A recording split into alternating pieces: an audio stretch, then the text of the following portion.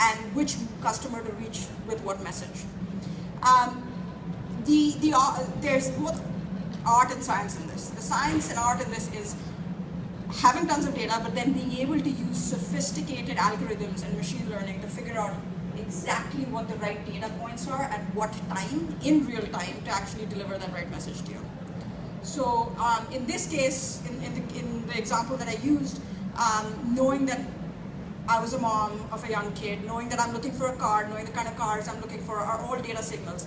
Each individual one of them is useful, but all of them together is actually much more impactful to you as a marketer to be able to drive home a message and surface the right product to me at the right time. So how do you as a marketer, so all of this is, we all know a lot of this, but how do we make this tactical for marketers? How do we actually help you guys be able to harness the power of all this data, all the power of this intelligence that's out there, and be able to actually drive value? So we actually think of this in 4 different steps. The first step is, okay, let's first try to understand who your customers are, right? Because till we understand who your consumers are, who the people that visit your website or your stores are, we can't do very much here. So the first thing you do is you build insights. You try to understand who your consumers are and who potential consumers are, like who are people that have expressed an interest in your products and services. This begins with actually being able to tag your site. So once you tag your site, right, with a remarketing tag, what you can know is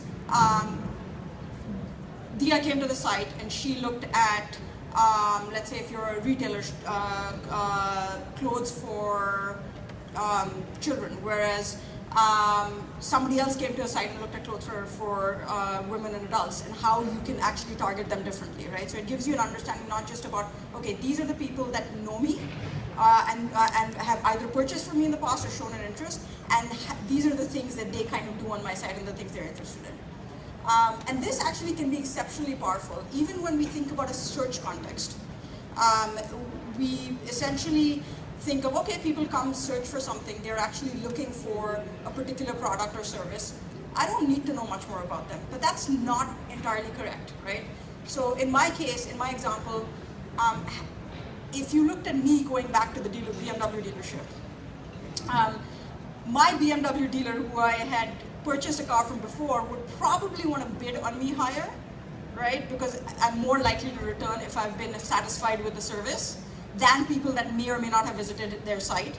And they'd actually potentially want to target me with a message that says, hey, come back to us because you're a valued customer and we can work out a deal, or I can upgrade you to X, Y, and Z, right? Which they could not have done with people that didn't visit their site. So it gives you the power of information to actually, again, tailor your messages.